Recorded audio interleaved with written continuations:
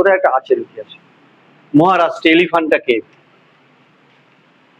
এই এলিফ্যান্টা কেভ এর আগে এর নাম কিন্তু এলিফ্যান্টা কেভ ছিল না, এর আগের নাম ছিল ঘারাপুরি।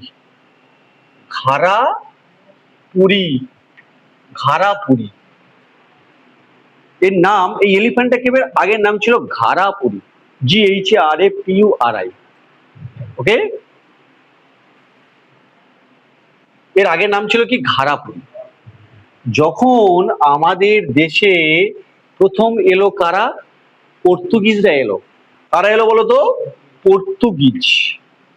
পর্তুগিজরা যখন এলো তখন এই ঘারাপুরীর, এটা পবিত্র জায়গা ভাবে, কিভাবে বলতো, এই ঘারাপুরীর নামটা চেঞ্জ করে দিল হচ্ছে এলিফ্যান্টাকে। বোঝার চেষ্টা করো, প্রথমের নাম ছিল কি, নেটিভ লোকের একে ঘারাপুরি বলে, এটা স্যাক্রেড প্লেস, পবিত্র প্লেস। ওকে, এটা পর্তুগিজের নাম দিল কি এলিফ্যান্টা, এলিফ্যান্টা কেভ, CAVE।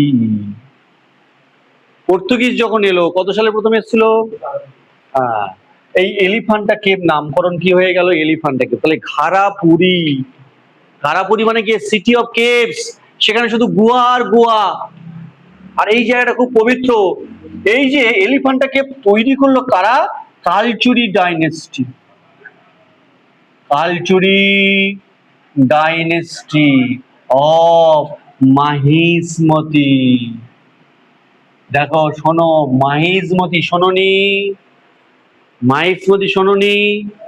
এই যে পর্তুগিজ এসে দেখলো একটা single single monolithic, single monolithic একটা stone elephant, stone elephant. Single মানে একটা, মোনো মানে এক, তাই তো, মোনোলিথিক, লিথিক মানে শিলা বা পাথর, মোনোলিথিক স্টোন এলিফ্যান্ট। এই স্টোন এলিফ্যান্ট দিয়ে তৈরি হলো কি, এলিফ্যান্টা কেভ। আর এখানকার মেন দেবতা হলো সদা শিবা, সদা শিবা, সদা শিবা, বা যাকে বলা হয় ত্রিমূর্তি, ত্রিমূর্তি। তাহলে এখানে কার উপাসনা হয়, লর্ড শিবা। আর কি বলা হয়, ত্রিমূর্তি মানে বলা হয় লর্ড শিবা, লর্ড কি, শিবা, শিবের উপাসনা করা হয় সদা শিবা, বা তাকে বলা হয় ত্রিমূর্তি। কেন ত্রিমূর্তি বলা হয়? শিবকে বলা হয় CPD, সি মানে কনস্ট্রাকশন, কনস্ট্রাকশন, আমি কোনো কিছু তৈরি করলাম, সেটাকে রক্ষণ করলাম, প্রিজার্ভেশন, CDP, প্রিজার্ভেশন করলাম। আর একটাকে D for destruction, D for কি, ডিস্ট্রাকশন, ডি ফর কি, destruction, CDP, construction, preservation, destruction. Okay, আমাদের ওং, ওং এর মধ্যে আছে ব্রহ্মা বিষ্ণু মহেশ্বর, ওকে বলা সৃষ্টি স্মৃতি প্রলয়।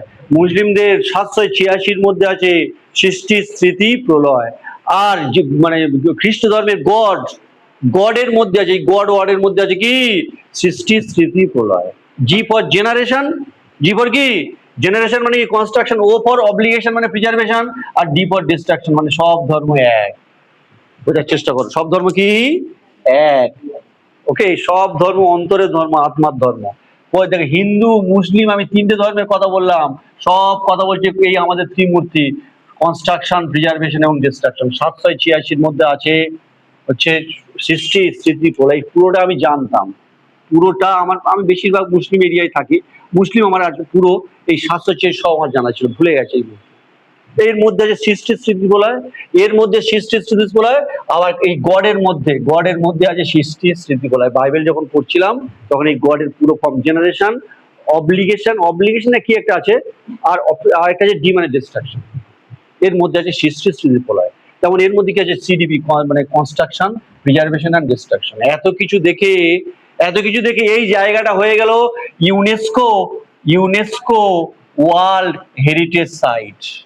ইউনেস্কো, এলিফ্যান্টা কেভ কি ইউনেস্কো ওয়ার্ল্ড হেরিটেজ, কত সালে, 1987, 1987। চলো হয়ে গেল, আর কিছু নেই, 1987। চলো আর না, অনেক কষ্ট দিয়েছে। হ্যাঁ।